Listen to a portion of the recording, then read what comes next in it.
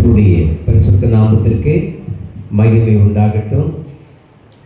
கர்த்தர் நம்மை இம்மட்டும் ஆசீர்வாதத்தோடு நடத்தினார். அவருடைய அற்புதமான சாட்சிகளுக்காக ஸ்தோத்திரம்.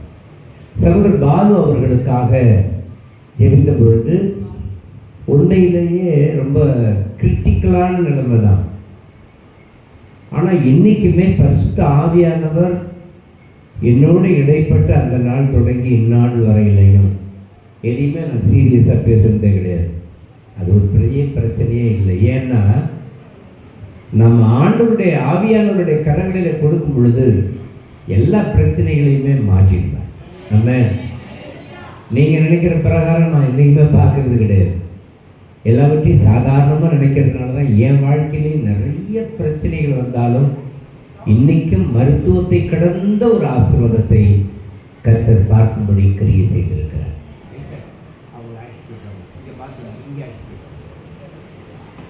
வீட்டுக்கு சாவி கொடுத்து சாவி இங்கே வாங்கிப்போங்க ஐசன். ஆக இந்த விசுவாச மக்கள் ஒன்று நல்லா கவனிங்க. உங்களுடைய பிரச்சனைகளை இங்கே சொல்லிட்டீங்கன்னா நாங்கள் ஆவியானவர்கிட்ட சொல்லிடுறோம்.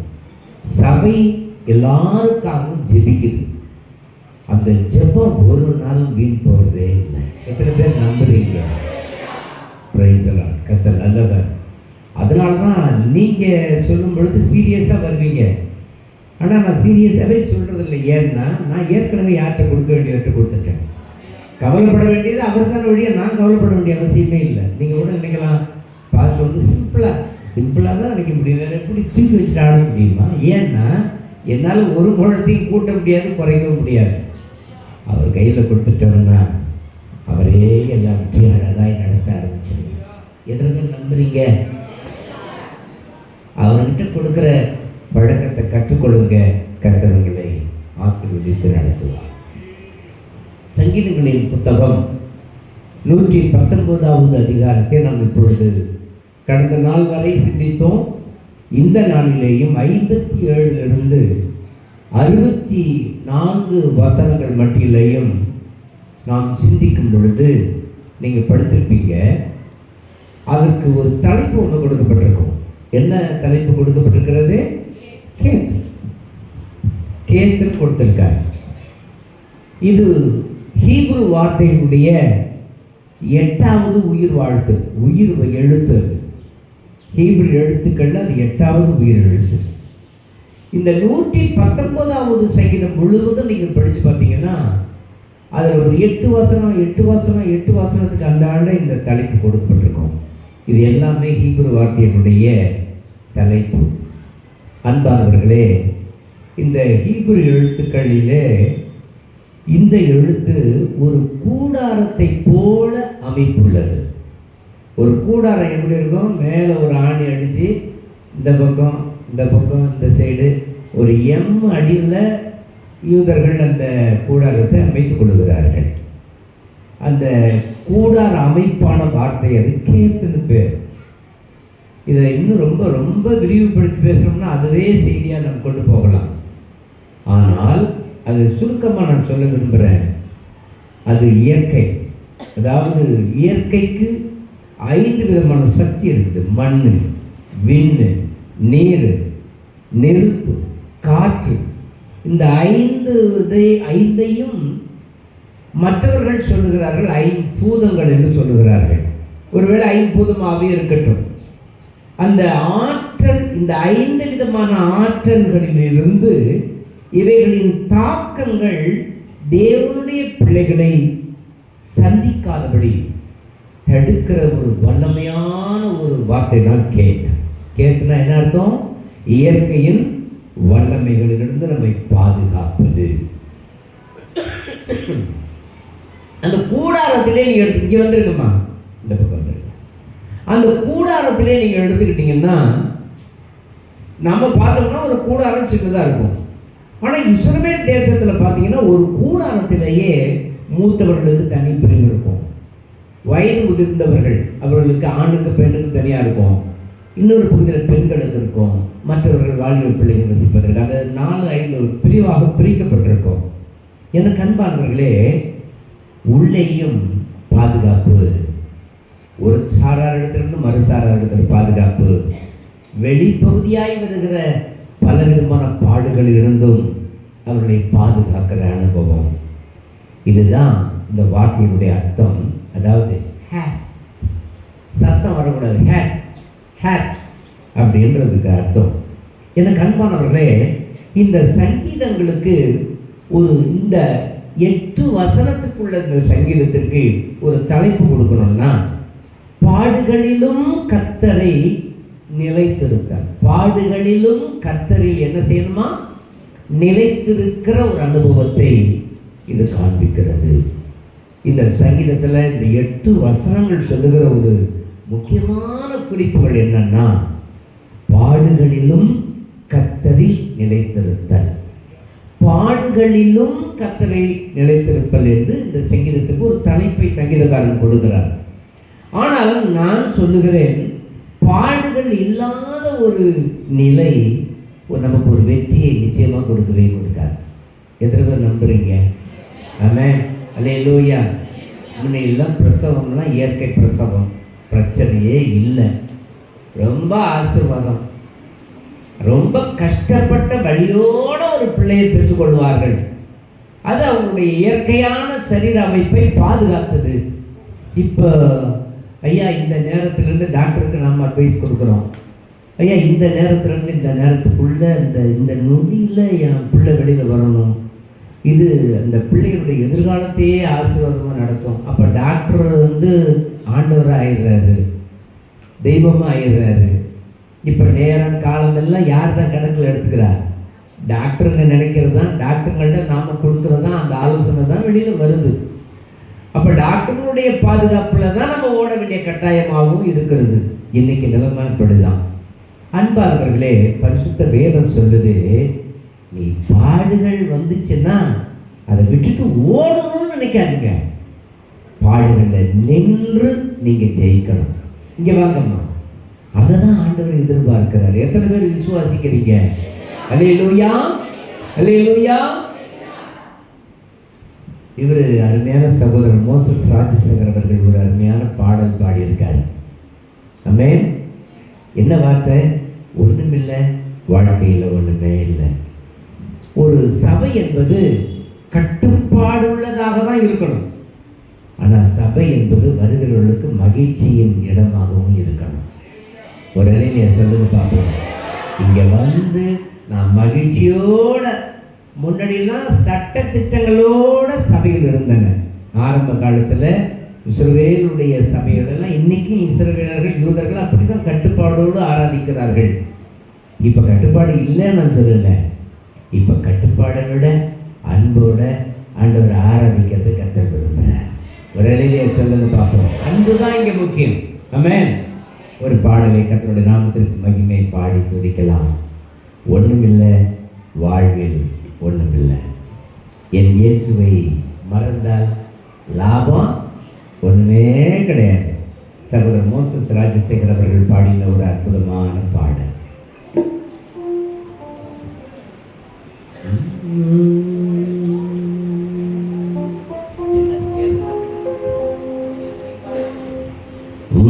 ஒன்றுமில்லை,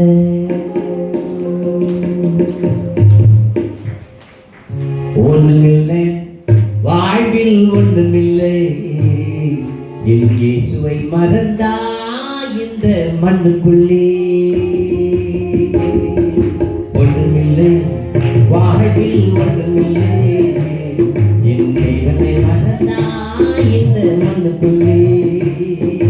ஒன்றுமில்லை, வாழ்வில் ஒன்றுமில்லை, இயேசுவை மறந்தா இந்த மண்ணுக்குள்ளே. அன்னை என்னை பேதுரு அன்றே,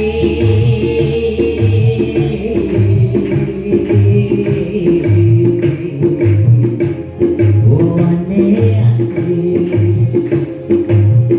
வளையதான் தூக்கிக்கிட்டு மீன் பிடிக்க போற அன்று, வளையதான் தூக்கிக்கிட்டு மீன் பிடிக்க போற அன்று, போற இடம் சொல்லி போக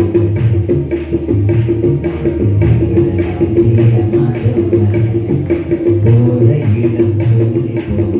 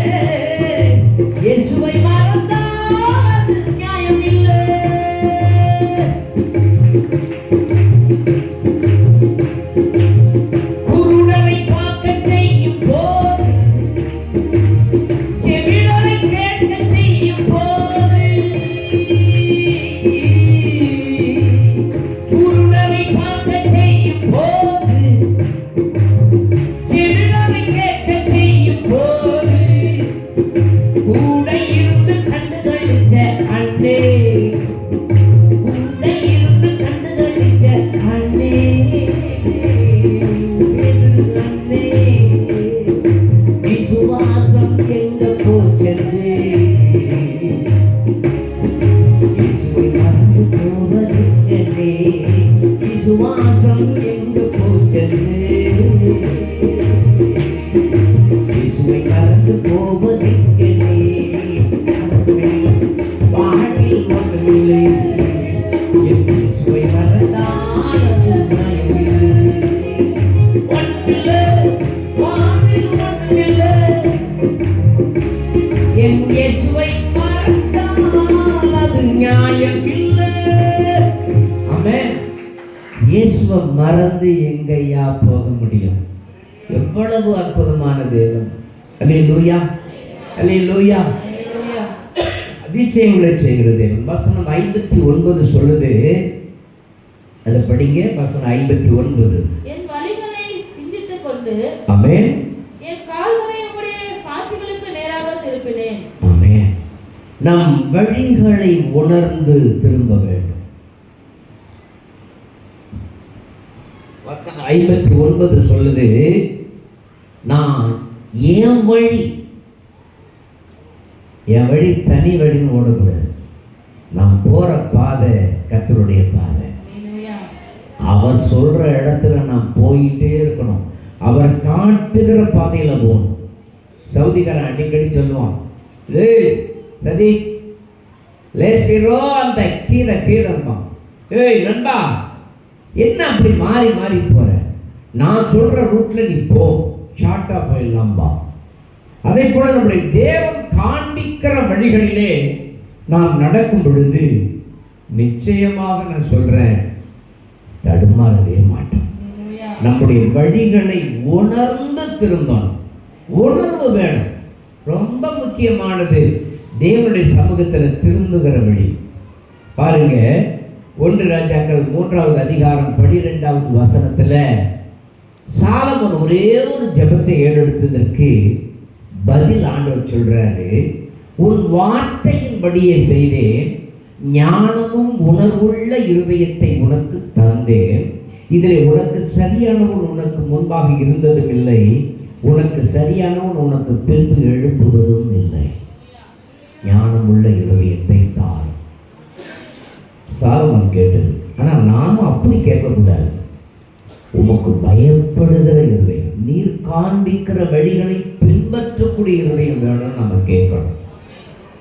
ஆண்டவருக்கு அவன் பார்வையில் அவன் சொன்ன வார்த்தை சரியா இருந்ததுனால அடுத்த ஒரு வார்த்தையை அவர் இன்னும் அதிகமாகவே சொல்றாரு.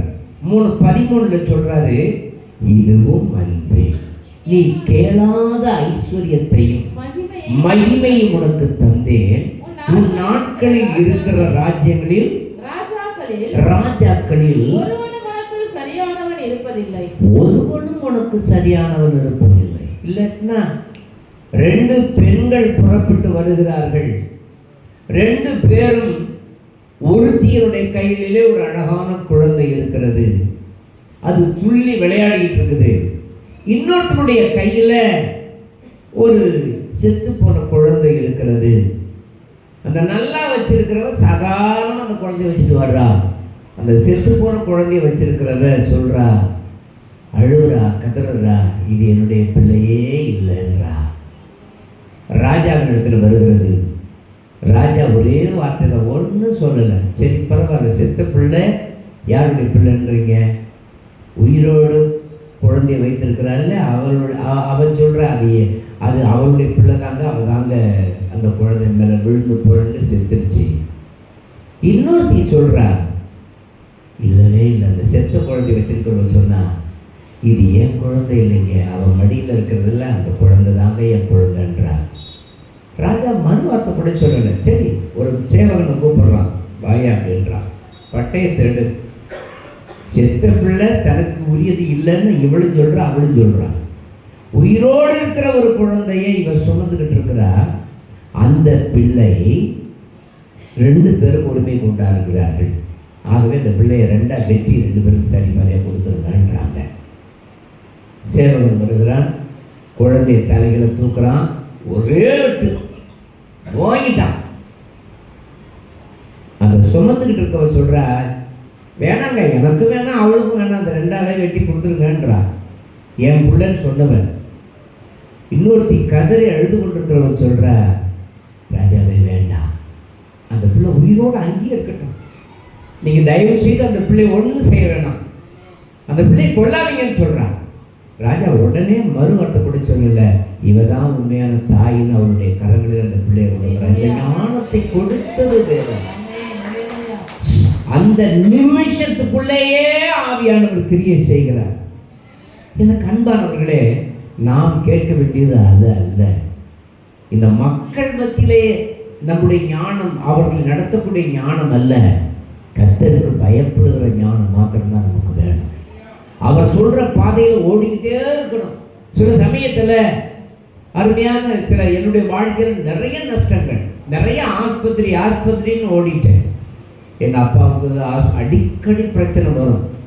ஒரு சமயத்தில் அவருடைய குடல் எல்லாம் அழுகி போய் வெளியில் அப்படியே பெரிய கட்டி வந்துருச்சு. ரொம்ப தூரம் நடந்து போய் ஞானஸ்நானம் கொடுக்க போனோம். அதுக்கு முந்தின நாட்களிலே அவருடைய குடலில் சில பிரச்சனைகள் இருந்திருக்கு. அதை விட சொல்லவே இல்லை. குடல் எங்கள் அப்பாவுக்கு குடல் நோயினால் பாதிக்கப்பட்டிருந்தாங்க.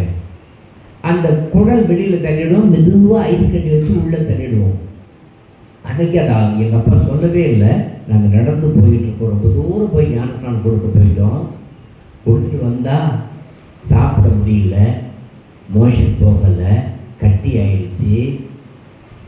மயிலாடுதுறை ஜிஹெச் கொண்டு போனால் அவங்க சொல்கிறாங்க, இவருக்கு ட்ரீட்மெண்ட்டு நாங்கள் யாருமே பண்ண முடியாது, தஞ்சாவூருக்கு தான் போகணும். தஞ்சாவூருக்கு போகலான்னு நாங்கள் போகிறோம்.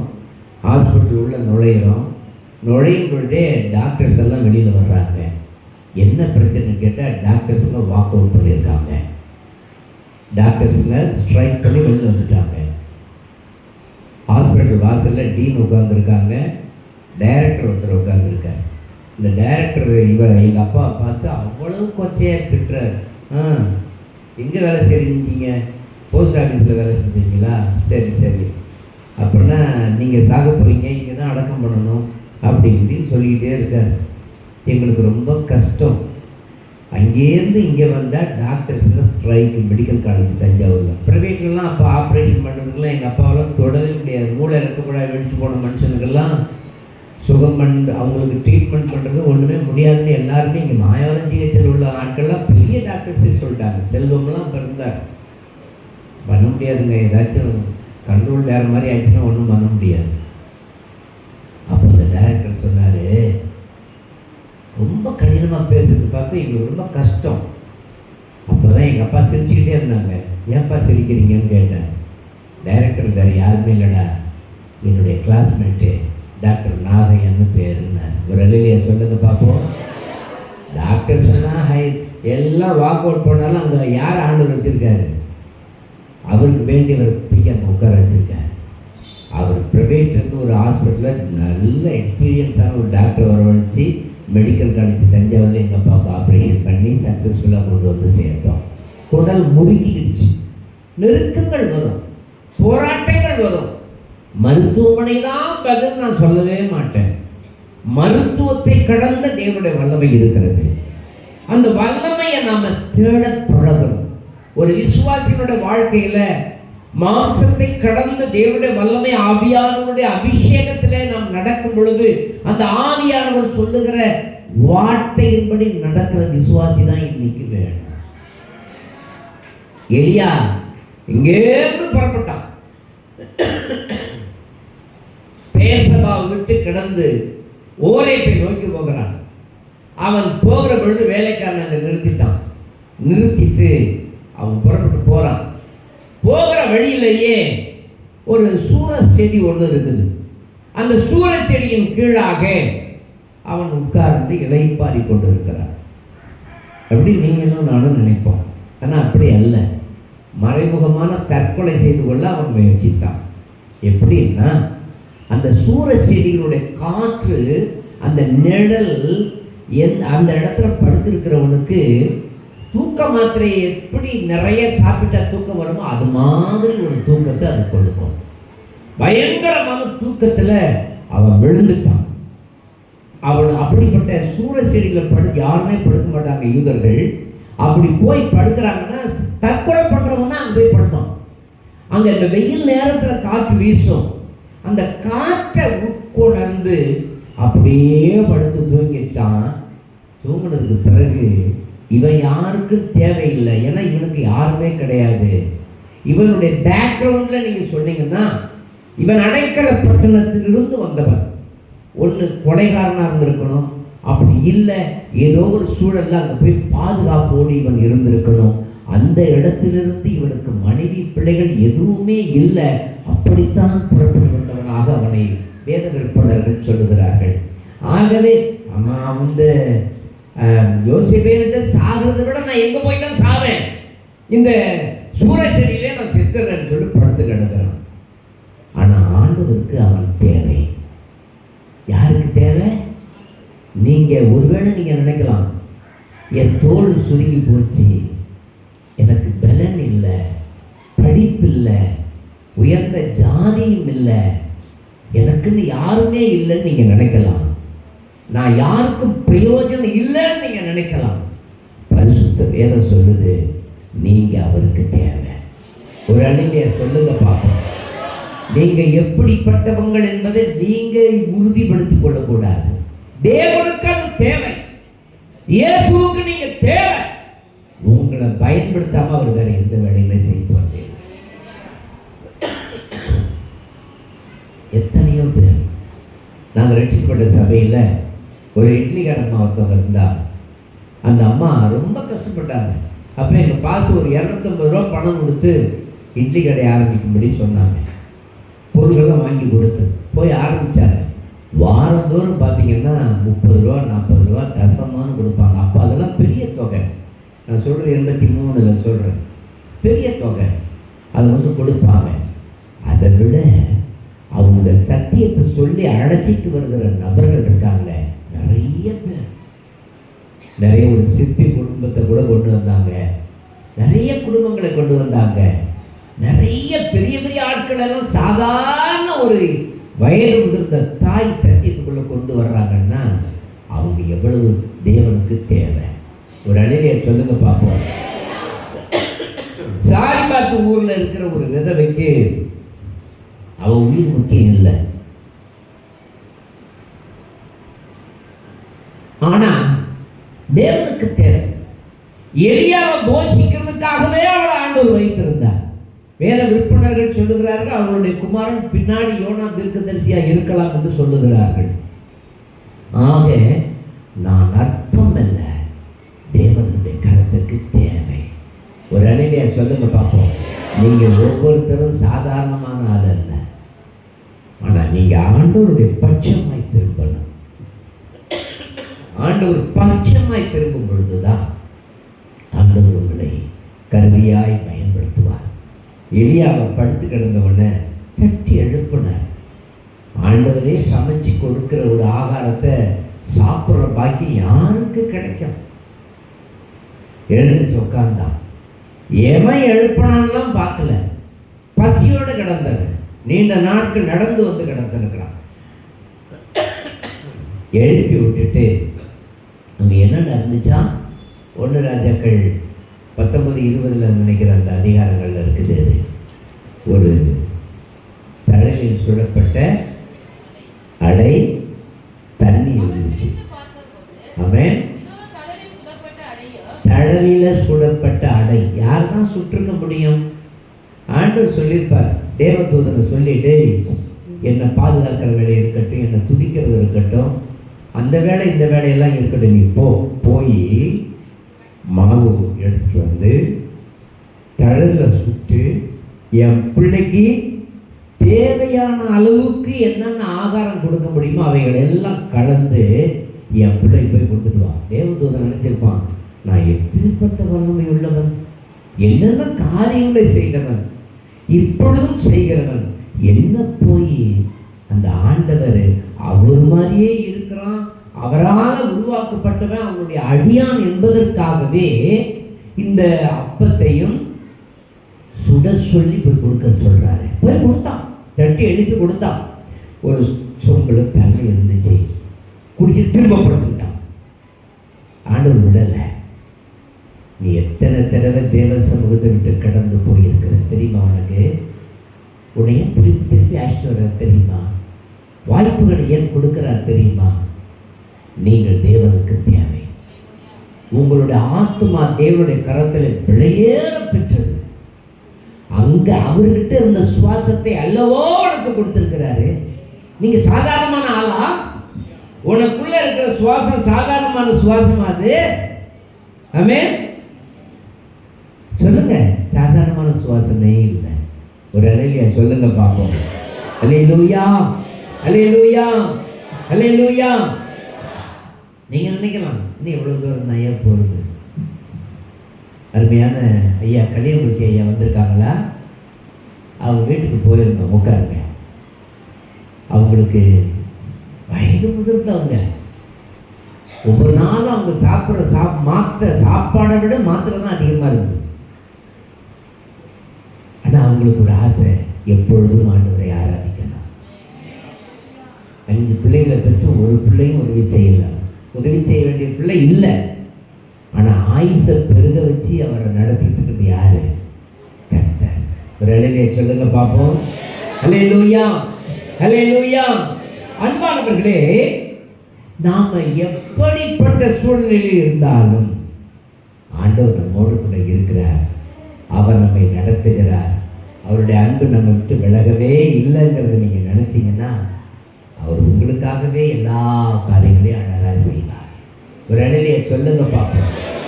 பாருங்க, அவ்வளவு நெருக்கம், அவ்வளவு போராட்டம், அவ்வளவு பயங்கரமான சூழ்நிலையில் கர்த்தர் அவனோடு பேசுகிறார். திரும்பவும் அவனை எழுப்புறார். தம்பி, நீ எழுந்திருப்பா. எழுந்திரிச்சு பார்த்தா திரும்பவும் திரும்பவும் தண்ணீர். உனக்கு ஜீவனை கொடுத்தது என்னத்துக்கு தெரியுமா? பாண்டித்துற கால் போயிருந்தா, கை போயிருக்கோம், கழுத்தில் விழுந்திருந்தா அன்னைக்கே போயிருக்கோம். உயிர் எதுக்கு நான் கொடுத்தேன் தெரியுமா? ரொம்ப தூரம் நீ என்னோட பிரயாணம் பண்ணணும். அநேக மக்களுக்கு நீ ஒரு தகப்பனா தாயா இருக்கணும். எனக்கு ஒரு நாள் கூட்டி கொடுக்கும் பொழுது நான் சிந்திக்கிற நேரம் அதுதான். எங்கள் வீட்டில் சொல்லுவாங்க, கொஞ்சமாவது ரெஸ்ட் எடுங்க. அது முடியாது பிரியா. எனக்கு இன்றைக்கி கொடுத்துருக்கிற சந்தர்ப்பத்தில் நான் பயன்படலைன்னா நிச்சயமாக வேற யாரையாவது பயன்படுத்துவார், என்னை விட்டுடுவார். ஓடக்கூடிய ஓட்டத்தில் ஓடிக்கிட்டே இருக்கணும். அல்லேலூயா, அல்லேலூயா. தனிமையின் பாதையில் தகப்பனே உன் தோளில் சுமந்ததை நான் மறப்பேனோ?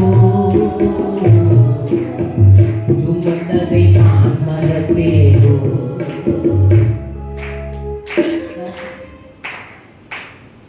தனிமையின் பாதையில் தகப்பனே உன் தோளில் சுமந்ததை நான் மறப்பேனோ? சுமந்ததை நான் மறப்பேனோ? எத்தனை அன்பு என்மேல், எத்தனை பாசம் என்மேல், எத்தனை அன்பு என்மேல், எத்தனை பாசம் என்மேல். இதற்கு ஈடு என்ன தருவேனா? இதற்கு ஈடு என்ன தருவேனா? இதற்கு ஈடு என்ன தருவேனா? இதற்கு ஈடு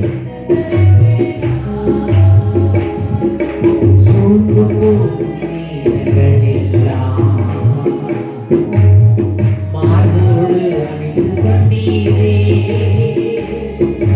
சோத்து போடும் நேரங்களெல்லாம் மார்போடு அணிந்து கொண்டீரே. கண்ணீரை கணக்கில் வைத்தீரே.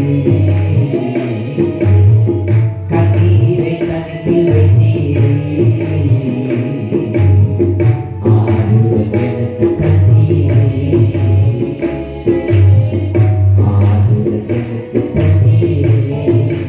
எத்தனை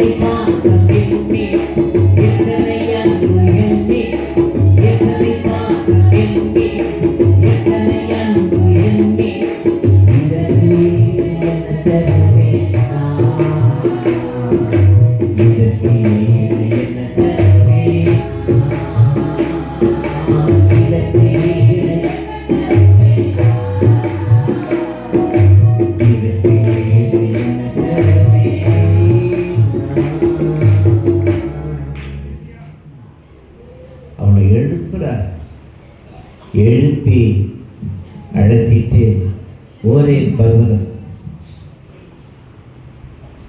ஒரே பர்வதம் போயிட்டார்.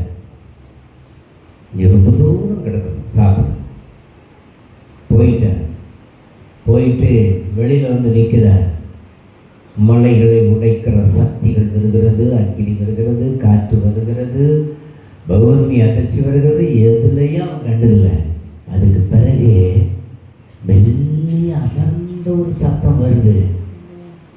எலியா வெளியில நிற்கவே இல்லை. நின்று இருந்தான்னா ஆயுசு ஆண்டவர் கூட்டி கொடுத்திருப்பார். உள்ள போயிட்டான். உள்ள போயிட்டு அந்த சால்வை மூடிட்டு வெளியில வந்து நிற்கிறான். எலியாவே, இங்கே உனக்கு என்ன காரியம்?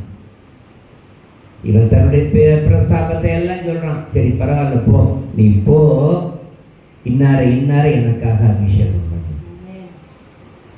ஆசிரியர ராஜாவா மாற்று, இஸ்ரேலில் யெகூவை ராஜாவாய் மாற்று, உன் ஸ்தானத்தில் 12வது ஏற்பூட்டுகிற எலிசாவை அபிஷேகம் பண்ணுனாரு.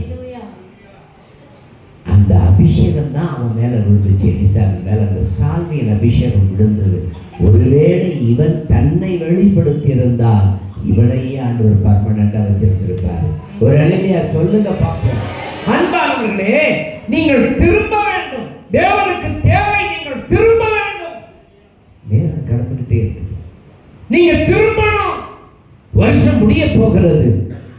நீங்க திரும்பணும்.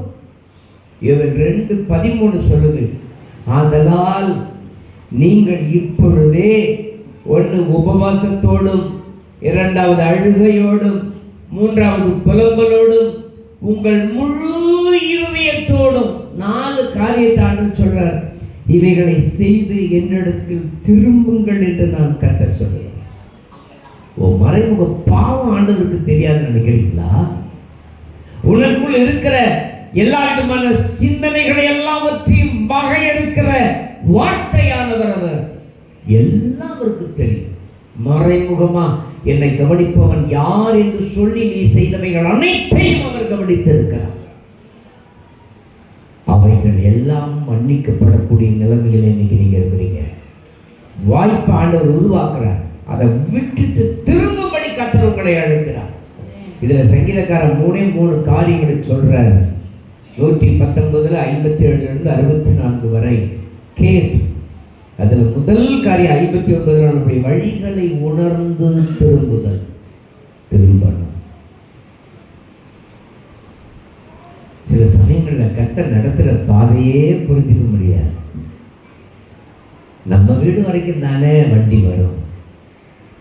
ஆனா நான் விரும்பாத இடத்துக்கு என்ன அழைச்சிட்டு போறாரு. சிஸ்டர் விக்டோரியா இடத்துல கர்த்தர் அழகா பேசியிருக்காருல. விரும்பாத இடத்துக்கு போறார். அந்த விரும்பாத இடத்துல என்ன எல்லாருமே விரும்புறாங்க, எல்லாருமே என்ன நேசிக்கிறாங்க. சில சமயத்துல ஊழியத்துல அப்படிப்பட்ட அனுபவங்கள் நிறைய நானே சந்தித்து இருக்கிறேன். விசுவாசிகளை நிறைய பேர் என்னை திட்டினவங்க வீட்டுக்கு கூட நான் போயிருக்கிறேன். சந்தோஷமா போயிருக்கேன், மறந்துட்டு போயிருக்கேன். நம்ம சுற்றிலும் எவ்வளவு பிரச்சனை. ஒரு குறி சொல்ற வீட்டுக்கு போயிருக்கோம். அவருக்கு உடம்பு சரியில்லை. நான் போலீஸ்காரர்கள் இன்னொருத்தர் எல்லாம் போயிருக்கோம். போனோம்னா அவங்க நம்பவே இல்லை நான் வருவேன்ட்டு. என்னை பார்த்தாங்க. ஹார்ட் அட்டாக் பிரச்சனை. அவரோட கையை பிடிச்சிட்டு நல்லா இருக்கீங்களான்னு. அவரால் ஒன்றும் வாய் பேச முடியல. நல்லா இருக்காங்க, நல்லா இருக்காங்க. உடம்பு எப்படி இருக்கு? நல்லா இருக்கு. உடனே அந்த அம்மா உள்ளேருந்து ஒரு சொப்பில் தண்ணி ஏற்று வராங்க. அது மந்திரம் பண்ணாங்களா, மாயம் பண்ணாங்களா, அதெல்லாம் எனக்கு அக்கறை இல்லை. எந்த வீட்டுக்கு வேணாலும் போ, ஒன்றும் அசைக்க முடியாது. நான் போனால் அவன் தான் அசைப்பான். ஒரு அலையிலே சொல்லுங்க பார்ப்பேன். சந்தோஷமாக ஏசி இடத்துல குடித்தேன். அவங்கள்ட்ட கேட்டேன், ஐயா ஒரு ப்ரேயர் பண்ணலாமான்னு. சரிங்க, அதை பற்றியே நாங்கள் பிரச்சனை இல்லைன்னு அவர் வலது காலத்தை பிடிச்சிட்டு, பயப்படாதீங்க ஏசப்பா இருக்காரு, பேசவே ரத்தத்தினால எங்கள் மகனை ஆசீர்வதின்னு சொல்லிட்டு நான் படிக்க வந்துட்டேன். ஜெபம் பண்ணியாச்சு இல்லை, அவங்களுக்கு தெரியாது. நம்ம எங்கே வேணாலும் போக முடியும் ஆண்டவர் அனுமதிக்கும் பொழுது. என்னுடைய பாதைகளை சரியாய் நடத்துகிற தேவனுடைய கரங்களிலே நாம் கடந்து போகும் பொழுது அதுதான் ஆசீர்வாதம். வேற எதுவுமே ஆசீர்வாதம் கிடையாது. ஒரு அழிவிய சொல்லுங்க பார்ப்போம். வசனம் 13 சொல்லுது, நீங்க உங்க வஸ்திரத்தை கிழிக்க வேணாம். யூதனுக்கு ஒரு பிரச்சனை வந்துருச்சுன்னா வஸ்திரத்தை கிழிச்சுப்பான், சாக்கு வஸ்திரத்தை போட்டுக்கிட்டு அவன் போய் தேவாலயத்தில் உட்கார்ந்து கண்ணீர் விட்டு கதறி அழுதுவான், ஜெபிப்பான். அவன் பிரச்சனை எல்லாரும் பார்ப்பாங்க. ஆனா ஆண்டவர் சொல்றாரு, இங்க உங்களுக்கு என்ன சொல்றாருன்னா, நீங்கள் உங்கள் வஸ்திரங்களை அல்ல, உங்கள் இருதயங்களை கிழித்து உங்கள் தேவனாகிய கர்த்தரிடத்தில் திரும்புங்கள். அவர் இரக்கமும் மன உருக்கமும் நீடிய சாந்தமும் மிகுந்த கிருபையும் உள்ளவர். அவர் தீங்குக்கு மனஸ்தாபப்படுவார். உனக்கு ஏன் இப்படிப்பட்ட ஒரு காரியத்தை அனுபவிச்சேன்னு அவர் திரும்புவார், உன்னை திருப்புவார், உன்னை ஆசீர்வதிப்பார். அவர் உன்னை நடத்துகிற பாதையில் ஓடு, நிச்சயமாகவே வெற்றி உனக்கு நிச்சயம் கிடைக்கும். திரும்பணும். இரண்டாவதாக, விழிக்கும் போதெல்லாம் கர்த்தரை துதிக்கிறவர்களாக இருக்க வேண்டும். வசனம் 62 சொல்லுது. வசனத்தை படிங்க. நீதியான நியாய தீர்ப்புகளின் நிமித்தம் உம்மை துதிக்கும்படி பாதி ராத்திரியில் எழுந்திருப்பேன். ஆமென். பாதி ராத்திரியில நான் எழுந்திருப்பேன். ரொம்ப மனப்போராட்டமா இருந்துச்சுன்னா நல்லா தூங்குவேன். ரொம்ப ஜெபிக்க வேண்டிய கட்டாயம் இருந்துச்சுன்னா எனக்கு தூக்கம் வராது. எழுந்திரிச்சு உட்கார்ந்து ஆவியானவரோடு உறவாடி ஜெபித்து போட்டு உன்னை போட்டு தாழ்த்திக்கிட்டு அப்படி இப்படிலாம் ஜெபிக்கணும்னு அவசியமே இல்லை. முடியலன்னா கூட என்ன செய்யலாம் தெரியுமா? படுத்துக்கிட்டே கர்த்தரை ஆராதிக்கலாம். அல்லேலூயா, அல்லேலூயா. ஒரு சம்பவத்தை நான் நினைவு கூற விரும்புகிறேன். சகோதரர் இயேசு பிரகாசம் அவர்கள் உயிர் போராடிக்கிட்டு மயக்க நிலையில் போயிட்டார். டாக்டர்கிட்ட போய் செக் பண்ண போகும்போது மயக்கத்தில் போயிட்டாரு. இனிமேல் உங்கள் அப்பா ஒன்றும் பண்ண முடியாது. 1 நாள் ஆச்சு, 2 நாள் ஆச்சு, 3வது நாள் அவருடைய இளைய பையன் டாக்டர்கிட்ட சிஎம்சி ஹாஸ்பிட்டல் வேலூரில் ஒரு சின்ன ரிக்வஸ்ட் கேட்குறார். ஐயா, ஒரு சின்ன காரியம். எங்கள் அப்பா ஆண்டவரோட ரொம்ப உறவாடுற மனுஷன். ஏன் எங்களுக்கெல்லாம் தெரியுமே. டாக்டர் சொல்கிறார், ஒரு சின்ன காரியம், ஒரு பாடலை எங்கள் அப்பாவுடைய காதுகள் துணிக்க நான் அப்படியே கேட்க செய்ய விரும்புகிறேன்றார். டாக்டர் சொல்கிறாரு, சரி செய்யலாமே. ஆனால் சத்தம் அடுத்தவங்களுக்கு தீவிர சிகிச்சை பிரிவில் அந்த சத்தம் அடுத்தவங்களை போய் டிஸ்டர்ப் பண்ணக்கூடாது. மெதுவாக ஒரு காதில் கொண்டு போய் அவங்க அப்பா பாடின ஒரு பாடலை காதுகளில் வைக்கிறார். வச்சு அந்த பாட்டு கேட்குது. 3 நாளாக உணர்வில்லாத மனுஷன் விரல் மற்ற நடுங்குது, அடுத்த விரல் மற்ற நடுங்குது. அவருடைய விழிகளில் ஒரு சலனம் வருது. கொஞ்ச நேரம் கழித்து ஒரு 5 நிமிஷத்துக்கு பிறகு பார்த்தீங்கன்னா கண்ணை திறந்து பார்க்குறாரு. அவர் அநேகருக்காய் பாடியிருக்கலாம், ஆனால் அந்த பாடல் அவருடைய மனதையும் தொடுது. ஒரு அலையில சொல்லுங்க பார்ப்போம். தேவனுடைய வார்த்தை உங்களுக்குள்ள ஒரு துதிக்கிற மனுஷனா அவரை மாற்றிடும். பிரச்சனையோட நாம நின்றுட்டு இருப்போம். மெடிக்கல் காலேஜ் தஞ்சாவூர்ல எங்கள் அப்பா ரத்த குழாய் வெடிச்சு போன நேரங்கள் மெடிக்கல் காலேஜில் எங்களெல்லாம் கேவலமாக பேசினாங்க. பெந்தோகோஸ்தேக்காரர்கள் இவர்கள் ஜெபித்து சுகமாக்க வேண்டியது தானே இங்கே எதுக்கு கொண்டு வந்தாங்கன்னு சொன்னாங்க. எங்கள் அப்பா சுகமானதுக்கு பிறகு நான் நடந்து போனால் அப்படியே கையெழுத்து கும்பிடுவாங்க. அப்போ அவங்களுக்கு மேலே, டாக்டர்ஸுங்களுக்கு மேலே ஆண்டவர் நம்மளை உயர்த்திட்டாரு. ஒரு நிலையில சொல்லுங்க பார்ப்போம். ஆமென். அவரை துதிக்க துதிக்க துதிக்க துதிக்க அவ்வளவு சந்தோஷம். ஆமென். ஒரு அருமையான பாடல் ஒன்று உண்டு. எபினேசரே ஆராதனை, என் துணையாளரே ஆராதனை. எவ்வளோ அற்புதமான ஒரு பாடல். இதுவரைக்கும் உங்களோடு கூட இருந்த ஒரு தேவன் உங்களை நடத்துகிற ஒரு அற்புதமான பாதை அது.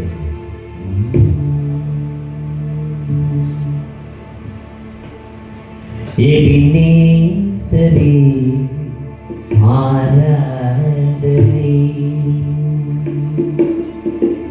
என் துணையாளரே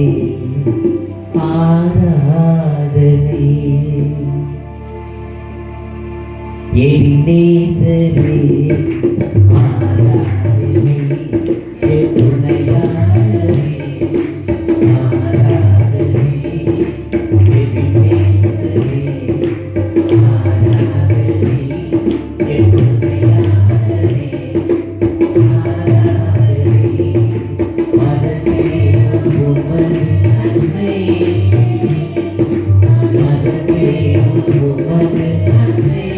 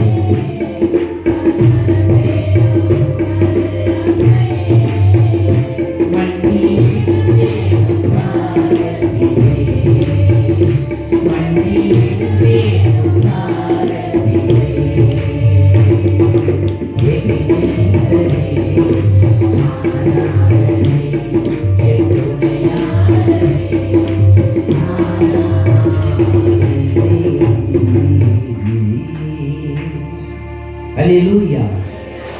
சின்ன பிள்ளை எங்கள் அப்பா சினிமாவில் நடிச்சுக்கிட்டு இருக்காங்க.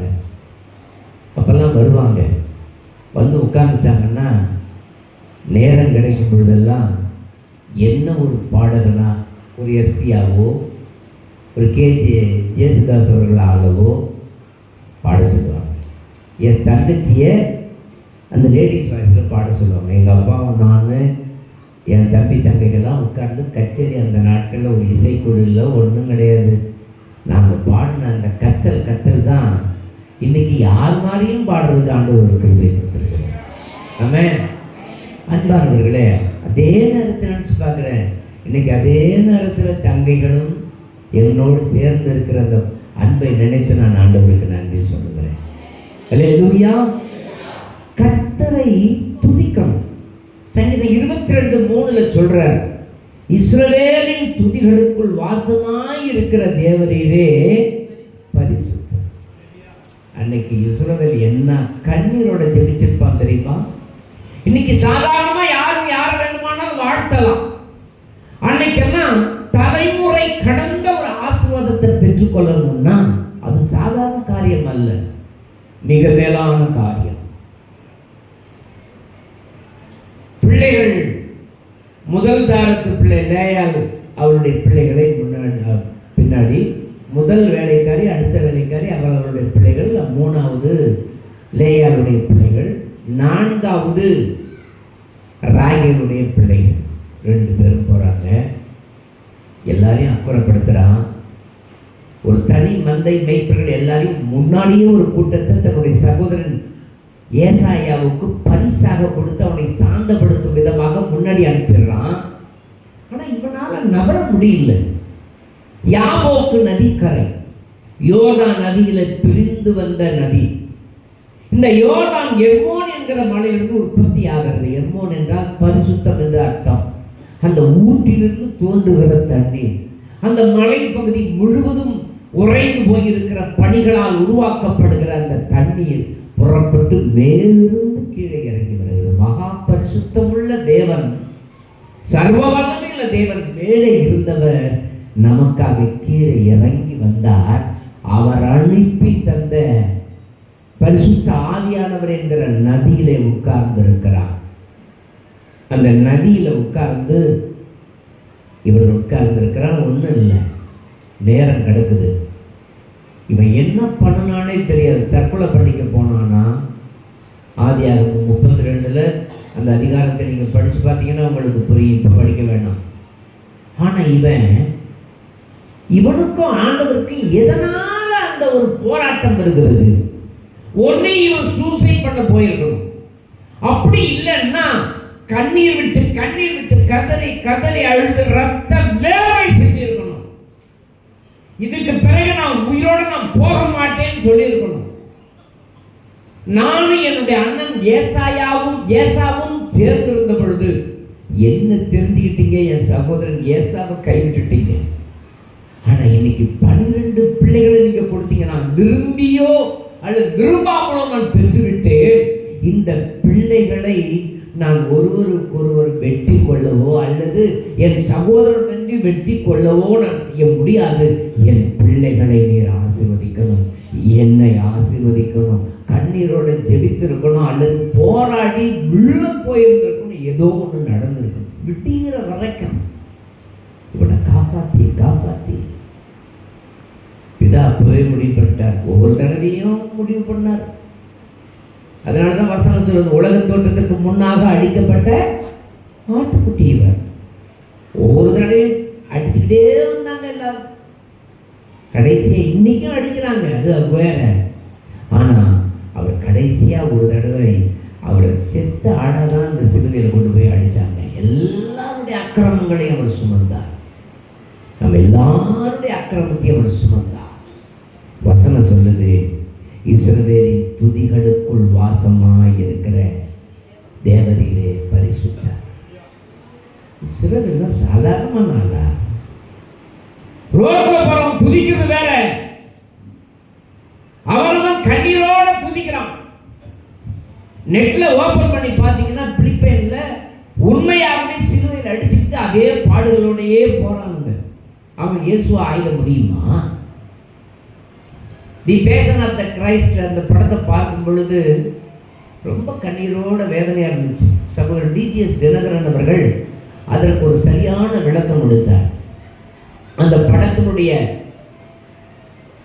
அந்த ப்ரொடியூசர் அண்ட் எடிட்டர் டைரக்டர் மிகப்பெரிய பணக்காரன் ஆஸ்திரேலியாவில். ஒரு தடவை அவருக்கு விருப்பம் இல்லாத ஒரு குரூப் அவரை அழைச்சிட்டு போய் அடிச்சு அன்னாசினப்படுத்தி அவருடைய சரீரம் முழுவதையும் காயப்படுத்தி இவர்தான் கண்டுபிடிக்க முடியாத அளவுக்கு சிதைச்சு அடிச்சு விட்டாங்க. பிளாஸ்டிக் சர்ஜரியில் தன்னுடைய முகத்தை மாற்றிக்கொண்டார். மருத்துவமனையில் இருக்கும் பொழுது தேவதாசர்களால் சந்திக்கப்பட்டார். அவருடைய உள்ளம் உடைந்தது. என் சரீரம் முழுவதும் மாறி போச்சு, என் முகமே இல்லை. அவனுடைய மனைவி, மகள், பிள்ளைகள் யாரும் பக்கத்துல வர விரும்பல. என்னப்பா இது இவ்வளவு கோரமா மாறி போயிட்டீங்கள? அப்பதான் அவர் சொன்னாரு, தேவனால் தொடப்பட்டு சொன்னாரு, என்னுடைய அகோர முகமே எனக்கு கொடூரமாய் இருக்கிறது என்றார். ஒரு பாவமும் செய்யாத தேவன் சிலுவையில காயப்பட்டு அடிப்பட்டு ரணப்பட்டு நொறுக்கப்பட்டு வசனம் சொல்லுது அந்த படத்தை எடுக்க ஆரம்பித்தார். அவரே திரும்பவும் படத்தை எடுக்கிறார். எடுக்கும் பொழுது வாரடி சீன் எடுக்கணும். அவர் உடம்புல பித்தளை தகட அப்படியே போத்தி வச்சுட்டு அதுக்கு மேலே சதையை மாறி மூடி நெஞ்சு பகுதியெல்லாம் அதே மாதிரி செஞ்சு அதுக்கு மேலே மெல்லிய சதைகளை போல உருவாக்கி அவரை அடிக்க சொல்றாங்க. அடிக்கிறாங்க.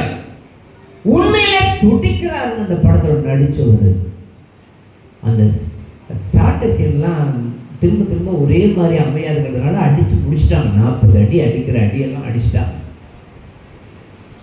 அவரை 40 அடி கூட அடிக்கலை, 39 அடி தான் எடுத்திருப்பாங்கன்னு நினைக்கிறேன். அல்லது 40 அடி அடித்தாங்களா என்னன்னு தெரியல. 40 அடி அடிச்சிருப்பாங்க, வசனம் தான் சொல்லுது. 39 அடி அடிச்சிருந்தா அவனை விட்டுறணும்னு வசனம் சொல்லுது. 40 அடி அடித்து அவனை க்ளோஸ் பண்ணிடணும். அவர் அடிச்சிட்டாரு. யார் செல்ல ஆன் பண்ணி வச்சிருக்கு? நீங்கள் யாரும் வச்சிருக்கீங்களா? சரி, நல்லா கவனிக்கணும். அடித்து முடித்த பிறகு டைரக்டர் வந்து இவர் அடி ஏற்கனவே ரியலாகவே அடி வாங்கணும்னு சொல்கிறாரு. தம்பி ரொம்ப அழகாக நடிச்சிங்க. அவர் சொன்னார், இல்லைண்ணே என் உடம்பெல்லாம் புண்ணாயிடுச்சுண்ணே, திரும்ப அந்த மேலே இருக்கிறத கட்டிட்டு உள்ளே இருக்கிற அந்த அந்த பித்தளை தகடை எடுக்கிறாங்க. அந்த ஆணிகளும் கூர் எலும்புகளும் அந்த எலும்பையும் குத்தி கிழிச்சு அவர் உடம்பெல்லாம் காயப்படுத்தி இருந்துச்சான். அப்போனா நம்ம ஆண்டவர் எவ்வளவு சிதைக்கப்பட்டிருப்பாரு நினைச்சு பாருங்க. அப்ப அவ்வளவு காயங்கள் எல்லாம் யார் அடைஞ்சது? நம்முடைய தேவன். ஒரு அடையில சொல்லுங்க பார்ப்போம். அற்புதமான தேவன். அல்லேலூயா. இடையில எல்லாம் பேசக்கூடாதுமா. அன்பானவர்களே, அவ்வளவு காயங்களையும் அடைந்தது எதுக்காக தெரியுமா? எதுக்காக அடைஞ்சார் தெரியுமா? உங்களுக்கும் எனக்கும் மீட்பை கொடுக்கணுன்றதுக்காக தான், ஒரு மாற்றத்தை கொடுக்கணுங்கிறதுக்காக தான், ஒரு அற்புதத்தை செய்யணுங்கிறதுக்காக தான். அவர் முன்னால இஸ்ரவேலின் துதிகளுக்குள் வாசம் பண்ணுகிற கர்த்தர். அல்லேலூயா, அல்லேலூயா. எனக்கு அன்பானவர்களே, நான் விழிக்கும் போதெல்லாம் கர்த்தரை துதிக்கிறவர்களாக இருப்பேன். எங்கள் அப்பா அந்த சரீர பாடுகளிலிருந்து எழும்புறதுக்கு பிறகு பார்த்தீங்கன்னா, எப்பெல்லாம் எழுந்திருக்கிறாங்களோ அப்பெல்லாம் எழுந்திரிச்சு உட்காந்து துதிச்சுக்கிட்டே இருப்பாங்க. எங்கள் அம்மா திட்டுவாங்க, ஏயா நல்ல உடம்பை நான் நினச்சிக்கிட்டேன், பெருசாக படியாம்பாங்க. எங்கள் அம்மாவுக்கு தெரியாமல் எழுந்திரிச்சு உட்காந்து ஜெபம் பண்ணிக்கிட்டே இருப்பாங்க எங்கள் அப்பா. அந்த பாதையில் போனவங்களுக்கு தான் தெரியும், ஆண்டவரை ஆராதிப்பதை தவிர வேறு வழியே இல்லை, அவரை துணிக்கிறதை தவிர வேறு வழியே இல்லை. ஏசாயா 43:21 அதை தான் சொல்லுது. இந்த ஜனத்தை நான் எனக்கென்று ஏற்படுத்தினேன், என் ரத்தத்தை சிந்தி ஏற்படுத்தினேன், என்னுடைய சிலுவையின் ஓட்டத்தினால ஏற்படுத்தினேன், இவர்கள் என் துதியை சொல்லி வருவார்கள். ஒரு அலையிலேயே சொல்லுங்க பார்ப்போம். ஆமென். ஃபாதர் பெர்க்மன்ஸ் ஒரு அருமையான பாடல் பாடியிருக்கார், தெரியுமா உங்களுக்கு? என்ன பாட்டு? பாடும்போது என் புதடு வீழித்து மகிழும். என்ன அழகான பாடல்! பாடுறப்பதான் இதயம் பூரிக்கும். எப்பவும் உலகத்தையே நினச்சிக்கிட்டு இருந்தோம்னா சீக்கிரம் பொசுக்குன்னு போயிடும். பாடி துதிச்சோம்னா அவ்வளவு சந்தோஷமா இருக்கும், தெரியுமா உங்களுக்கு? பெர்க்மன்ஸ் அவர்களை போய் பார்த்தோம்னா, நம்மளை பார்த்துட்டோம்னா ஒரு ஆட்டம் ஆட ஆரம்பிச்சுக்குவார். பாடி துதிக்கலாம்.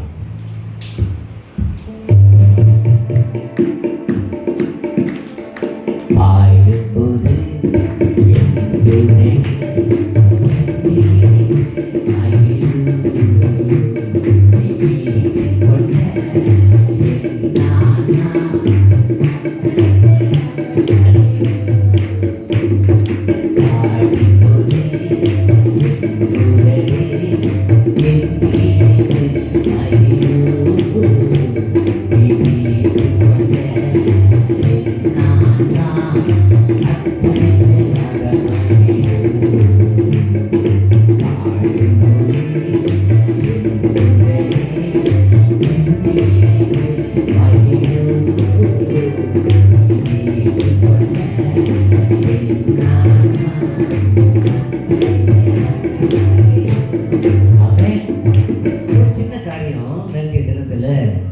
அருமையான தம்பி நம்மத்தில் வந்திருந்தார், இலக்கியராஜர் அவர்கள் வந்திருந்தார்.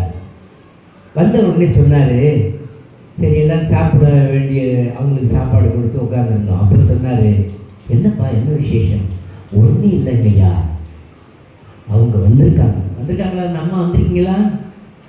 என்னன்னே தெரியல, 4 மாதம் உள்ள உணர்வும் இல்லை, துடிப்பும் இல்லை.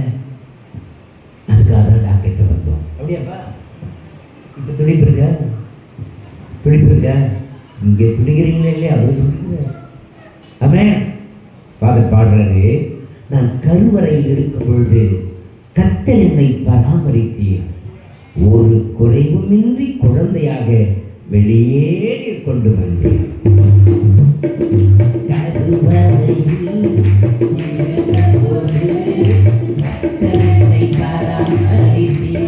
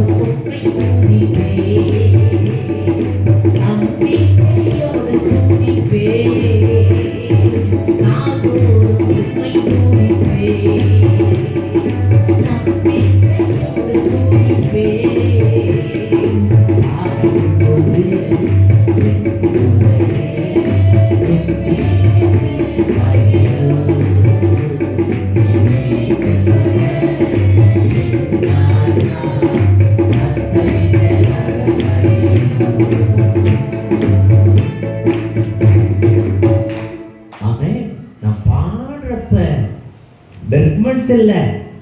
நீங்களும் நானும் எந்த குரலில் பாடினாலும் இப்போ நான் பாடினா ஒருத்தரும் கவனிக்க மாட்டேங்கிறாங்க. நம்ம ராஜாராம் புள்ள ஒன்று ஒரு பொடுசு ஒன்று பிறந்திருக்கு. அது பாடுனா எனக்கு பாட்ட தெரியல. அவங்க அம்மா சொல்கிறாங்க, இருப்பா இருமா இருமா.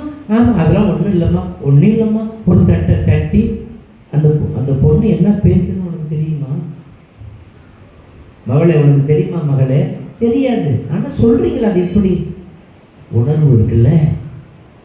நீங்கள் எப்படி பாடினாலும் சரி, துதியோடு அவருடைய சமூகத்தில் உங்களை முழுவதும் இரவு பகல், நான் தான் சொல்லுவேன், முடியலையா, படுக்கையாக கிடக்குறீங்களா, அந்த நேரத்தில் கூட நீங்கள் என்ன செய்யலாம்? துதிக்கலாம். ஒரு அணிலையை சொல்லுங்க. நேரம் கடந்து போச்சு. கிட்டத்தட்ட 11:30 மணிக்கெல்லாம் வெளியில் வர்ற கேஸு 1:30 மணி ஆயுதங்கள் இருக்குது. 63வது வசனம் சொல்லுது, தேவனோடு உள்ள அன்பு, தேவ பிள்ளைகளோடு கூடின அன்பு. 3வது காரியமாக சொல்கிறார். சங்கீதம் 119 அழகாக சொல்கிறாரு. 3 காரியத்தை சுட்டி காட்டுறாரு. முதல் காரியம் என்ன காரியம் சொல்லுங்க? நாம் வழிகளை உணர்ந்து திரும்புதல். 2வது விழிக்கும் போதெல்லாம் கர்த்தரை துதித்தல். 3வது தேவனோடு நமக்கு இருக்கிற அன்பு, தேவ பிள்ளைகளோடு கூடின அன்பு. நமக்குள்ளே இருக்கிற அந்த அன்பு இருக்குது பாருங்க, இதில் இன்னும் நம்ம வளர்ச்சி அடையணும். அல்லேலூயா, அல்லேலூயா, அல்லேலூயா. நிறைய வசனங்கள் இருக்குது, நிறைய வார்த்தைகளில் கர்த்தர் சொல்கிறார், எனக்கும் என் தேவனுக்கும் இருக்கிற அன்பு இருக்குது, மகா மேன்மையும். யோவானுக்கு எழுதின சுவிசேஷத்தில் நீங்கள் படிக்க வேண்டாம், 17வது அதிகாரத்தில் பார்த்தீங்கன்னா அவர் பிதாவோடு பேசுகிறார். பல காரியங்களை சுட்டி காட்டி பேசுகிறார். பல காரியங்களை சுட்டி காட்டுகிறார். நாங்கள் ஒன்றா இருந்தோம், இருக்கிறோம், நீங்கள் எனக்கு தந்தவங்களும் ஒன்றா இருக்கணும். உங்களுடைய மகிமை எனக்கு தந்தீங்க, ரொம்ப சந்தோஷம். என் மகிமை என்னுடையவர்களுக்கு நான் கொடுக்கணும். நீங்கள் சாதாரணமான ஆள் கிடையாது. ஒரு அழிலையை சொல்லுங்க பார்ப்போம். ஒரு அழிலையை சொல்லுங்க பார்ப்போம். அருமையான மக ஜாயால ரொம்ப உட்கார முடியல. ஆனால் வசனம் சொல்லுது, அவங்கள ஆண்டவர் என்ன செய்கிறாரு? ஆண்டவர் ரொம்ப நேசிக்கிறார். எப்படி நேசிக்கிறார்? நம்ம ஒவ்வொருவரையும் ரொம்ப நேசிக்கிறார். கொஞ்சம் நஞ்சல்ல, சொல்ல முடியாத அளவுக்கு நேசிக்கிறார். அந்த நிறைந்த அன்பு இருக்குது பாருங்க. நாமும் அவர்களோடு இருக்கணும், தேவனுடைய பிள்ளைகளோடு நமக்கு இருக்கணும். ஆமென். அருமையான சிஸ்டர் விக்டோரியா சொல்றது சில பேருக்கு புரியுதாலும் அது புரிஞ்சுட்டு கூட இது என்ன பெரிய காரியமாக நினைக்கலாம். அவங்க திரும்பினாங்க பாருங்க, அவங்க ஆண்டவரை நேசிச்சாங்க பாருங்க, ஆண்டவருடைய அன்பை பெற்று அந்த அன்பை காட்டுறதுக்கு அவங்களுக்கு ஒரு வாய்ப்பு கிடைச்சப்ப தனக்கு விரோதமாக நின்னாலும் அவங்கள நேசிச்சாங்க பாருங்க. அதுதாங்க நிறைந்த ஒரு அன்பு. இந்த அன்பை விட உலகத்தில் வேற எதுவுமே கிடையாது. ஒரு அல்லேலூயா சொல்லுங்க பார்ப்போம். அல்லேலூயா, அல்லேலூயா. கர்த்தர் நல்லவர், அவர் கிருபை என்றும் உள்ளது. ஒரு அல்லேலூயா சொல்லுங்க பார்ப்போம். உபாகமம் 6வது அதிகாரம் 5வது வசனத்தில் சொல்கிறார், நீ உன் தேவனாகிய கர்த்தரிடத்தில் உன் முழு இருதயத்தோடும் உன் முழு ஆத்மாவோடும் உன் முழு பலத்தோடும் அன்பு கூறுவாயாக. அதிலே 10:13 சொல்லுது, நான் இன்று உனக்கு கற்பிக்கிற கர்த்தருடைய கட்டளைகளையும் உனக்கு நன்மை உண்டாகும்படி கைக்கொள்ள வேண்டும் என்பதையே அல்லாமல் வேறே உன் தேவனாகிய கர்த்தரிடத்திலே என்னத்தை கேட்கிறார்? கர்த்தருடைய கட்டளைகள், அன்பு நிறைந்த கட்டளைகள், நன்மை உண்டாகும்படி அவர் கற்பனைகளை கைக்கொள்ள சொல்றாரு பாருங்க. அதை நீங்க பின்பற்றுகிறதை தான் நம்முடைய தேவன் விரும்புகிறார். ஒரு இளைஞரை சொல்லுங்க பார்ப்போம். 1 யோவான் 4வது அதிகாரம் 11வது வசனத்தோடு படிங்க. 1 யோவான் 4:11. 1 யோவான் 4:11 படிங்க பார்ப்போம். பிரியமானவர்களே, தேவன் இவ்விதமாய் நம்மிடத்தில் அன்பு கூர்ந்திருக்க நாமும் ஒருவரிடத்தில் ஒருவர் அன்பு கூற கடனாளிகளாய் இருக்கிறோம். ஆமென். என்ன சொல்றாரு? ஒருவரிடத்துல ஒருவர் அன்பு கூற கடவோம். ரொம்ப கடனாளிகளாய் இருக்கிறோம். எவ்வளவு அழகான வார்த்தைகள். நாம் அன்பு செலுத்தணும். ஜாய் மக ஒரு பிரச்சனையை சொன்னாங்க. அவங்ககிட்ட நான் சொன்னதுக்கு அதான் சொன்னேன். நம்ம நேசிக்கிறவங்களிடத்திலே அன்பு செலுத்துறது அப்படியே இல்லை. நம்ம விரோதிக்கிறவர்களையும் நேசிக்கிற ஒரு அன்பு தான் தேவன் எதிர்பார்க்கிறார். சில நெருக்கங்களை தேவன் நமக்குள் உண்டாக்குவது எதற்காகன்னா,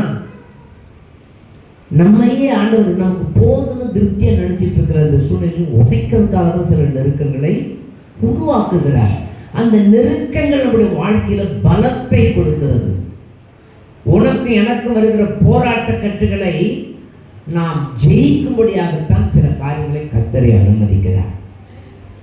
அது தேவனிடத்தில் இன்னும் அன்பு செலுத்த ஏதுவா இருக்கும். எத்தனை பேர் நம்புறீங்க? ஆமென். நேரம் கடந்து போச்சு.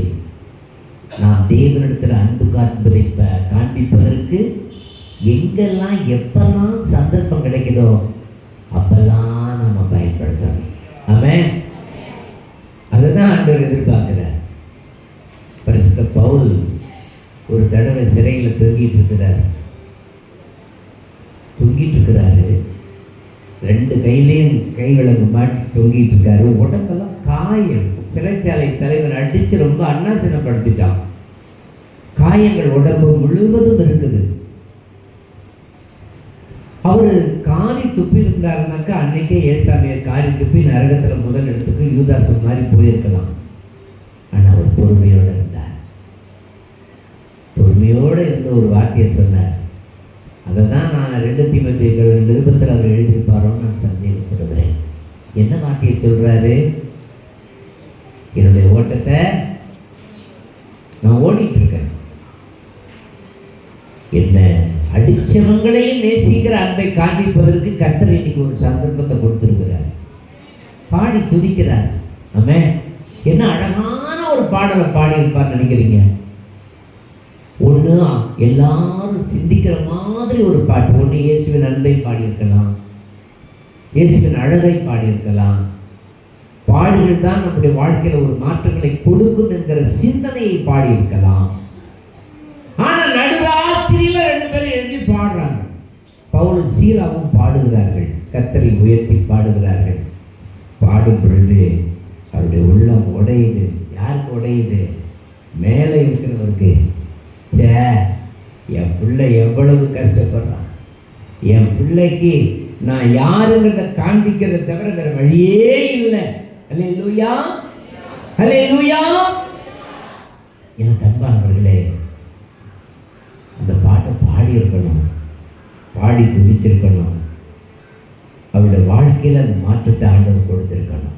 அல்லேலூயா, அல்லேலூயா. எனக்கு பிடிச்ச பாட்டு அருமையான இயேசு பிரகாசன் அண்ணன் அவர்களுடைய ஒரு பாடல்.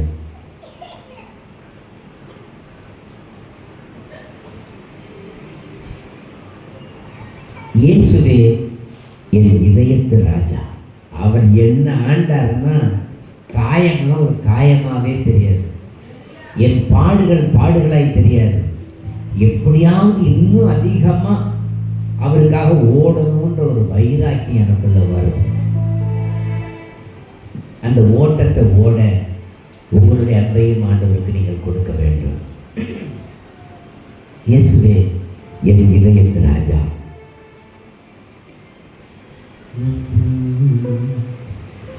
இயேசுவே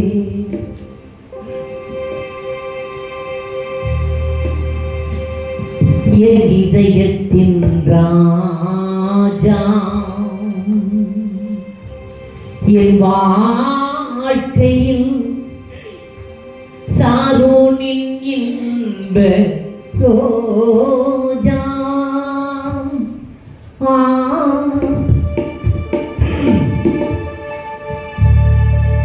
இயேசுவே என் இதயத்தின் ராஜா, என் வாழ்க்கையின் சாரோனின் இன்ப ரோஜா. இயேசுவே என் இதயத்தின்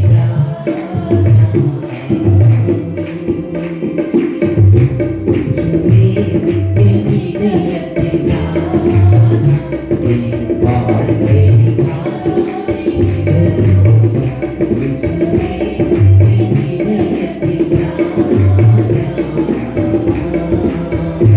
அதை போரிடும் படகான வாழ்வில் நாம் அறியாமல் இருப்பவர்தான் இயேசு.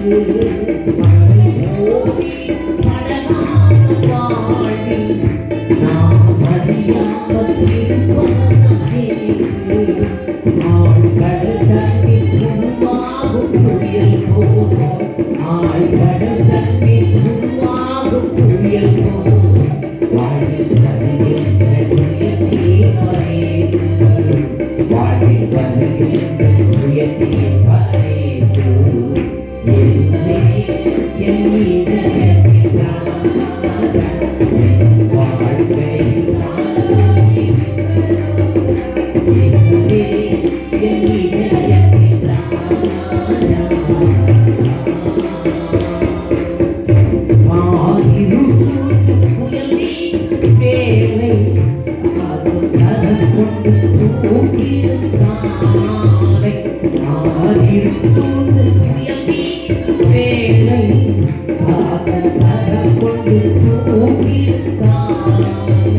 நான் தான் அஞ்சாறு எண்ணாத வேளை, நான் தான் அஞ்சாறு எண்ணாத வேளை, அதை நான் பார்த்துடாத பமாலை, அதை நான் பார்த்துடாத பமாலை. இயேசுவே என் இதயத்தின் ராஜா, என் வாழ்க்கையின் சாரதி. இயேசுவே என் இதயத்தின் ராஜா. இயேசு நம்முடைய இதயத்தின் ராஜாவா இருக்கும் பொழுது நம்ம மரண இருளில் தாண்டினாலும் ஜெயிப்போம். கேட்டு நம்மை பாதுகாக்கிறவர் கர்த்தர். நாம் ஜெபிக்கலாம். அப்படியே இருந்த இடத்துல முழங்கால் படிட்டு ஆண்டவருடைய கரத்தில் ஒப்பு கொடுத்து நாம் ஜெபிக்கலாம். ஆண்டவருடைய கரங்களிலே ஒப்பு கொடுப்போம். ஆண்டவரே, இந்த 3 விதமான அனுபவங்கள் பாடுகளின் வழியாக நான் கடந்து போகணும். இந்த பாடுகளின் பாதையில் போகும் பொழுது நிறைய நெருக்கங்கள் வருகிறது, போராட்டங்கள் வருகிறது. கர்த்தரவைகள் எல்லாவற்றிலும் எங்களோடு கூட நின்று எங்களை காத்து நடத்துகிற தேவன் அல்லவா, நீர் நடத்தும்.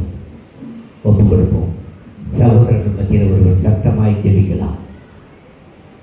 ஹல்லேலூயா. சீக்கிரமா ஜெபிப்போம். பரமானந்தம்.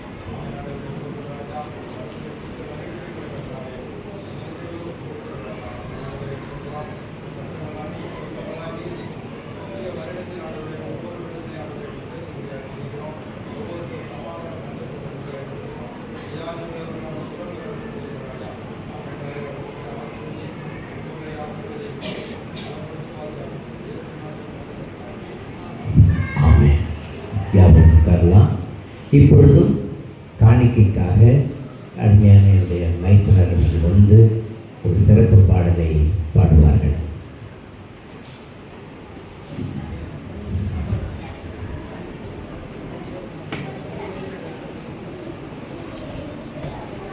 பார்த்து கீழே ஸ்டாண்டு ஆஃப் பண்ணுங்க. பாடுங்க அதனால வசந்தி அம்மா பேரன் பிறந்த நாளுக்காக சின்ன பிள்ளைங்களுக்கு பிஸ்கட்டும் சாக்லேட்டும் வாங்கி கொடுத்துருக்காங்க.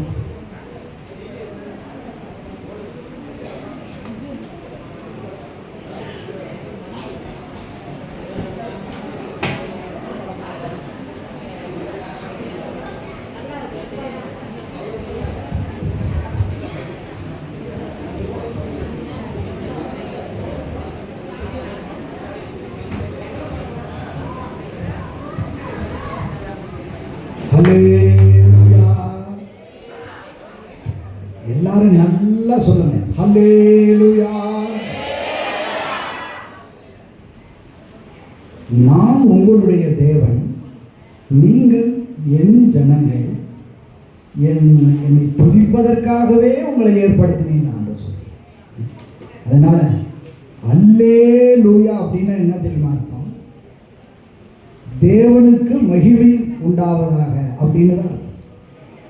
அதனால தான் அவங்க பார்த்தோன்னா இஸ்ராவில் எல்லா புகழும் இறைவனுக்கே. அதுதான் அல்லேலூயா. அல்லேலூயாங்கிறது அர்த்தமே அதான். எனவே கர்த்தர் இந்த வருடம் முழுவதும் நம்மை பாதுகாத்து இந்த வருஷத்தினுடைய நிறைவு மாதத்திலே கொண்டு வந்து ஆண்டவரை துதிக்க, பாட, அவருடைய வசனங்களை கேட்க உதவி செய்வார். அதனால் நன்றியோடு அவரை பாடுவோம். நன்றியால் பாடிடுவோம், நன்றியால் பாடிடுவோம். நல்லவர் இயேசு நல்கிய எல்லாம் நன்மைகளை நினைவே. நல்லவர் இயேசு நல்கிய எல்லாம் நன்மைகளை நினைவே. செங்கடல்களை நடுவாக்கிட்ட எங்கள் தேவனின் கரமே. செங்கடல்களை நடுவாக்கிட்ட எங்கள் தேவனின் கரமே. தாங்கியதை இந்நாள் வரையும் தயவாய் மாதயவா. தயவாய் மாதயவா. தாங்கியதை இந்நாள் வரையும் தயவாய் மாதயவா. தயவாய் மாதயவா. நன்றியால் பாடிடுவோம், நன்றியால் பாடிடுவோம். நல்லவர் இயேசு நல்கிய எல்லாம் நன்மைகளை நினைவே. நல்லவர் இயேசு நல்கிய எல்லாம் நன்மைகளை நினைவே. அழைக்கப்பட்டோரை நீ உன்னத அழைப்பில் அறிந்து வந்திடுவீர். அழைக்கப்பட்டோரை நீ உன்னத அழைப்பில் அறிந்து வந்திடுவீர்.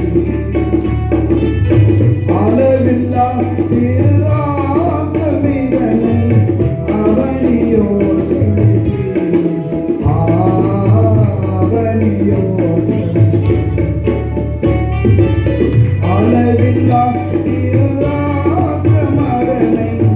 அவனியோர் கழிப்பீர். அவனியோர் கழிப்பீர். நன்றியால் பாடிடுவோம், நன்றியால் பாடிடுவோம். நல்லவர் இயேசு நல்கிய எல்லாம் நன்மைகளை நினைவே. இயேசு நல்கிய எல்லாம் நன்மைகளை நினைவே. மரணத்தை நீக்கி ஜீவனை அருளி மாபெரும் கிருபை. மரணத்தை நீக்கி ஜீவனை அருளி மாபெரும் கிருபை. வானில தோன்றினார் இயேசு சுவிசேஷ ஒளியார். சுவிசேஷ ஒளியார். மாநில தோன்றினார் இயேசு சுவிசேஷ ஒளியார். சுவிசேஷ ஒளியார். நன்றியால் பாடிடுவோம், நன்றியால் பாடிடுவோம். நல்லவர் இயேசு நல்கிய எல்லாம் நன்மைகளை நினைவே. நல்லவர் இயேசு நல்கிய எல்லாம் நன்மைகளை நினைவே. சீயோன் பணிந்து கிறிஸ்து ராஜன் சீக்கிரம் வருவார்.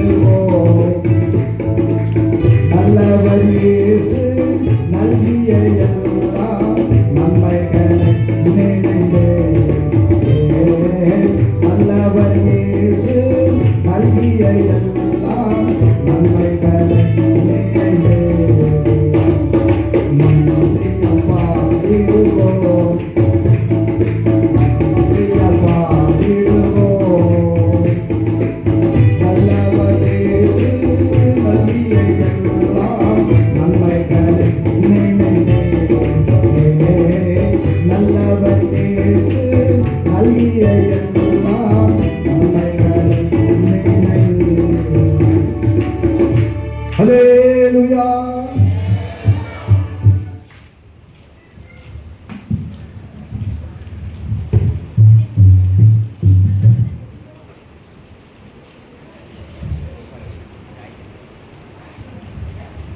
நாம் இறுதியாய் ஜெபிக்கலாம்.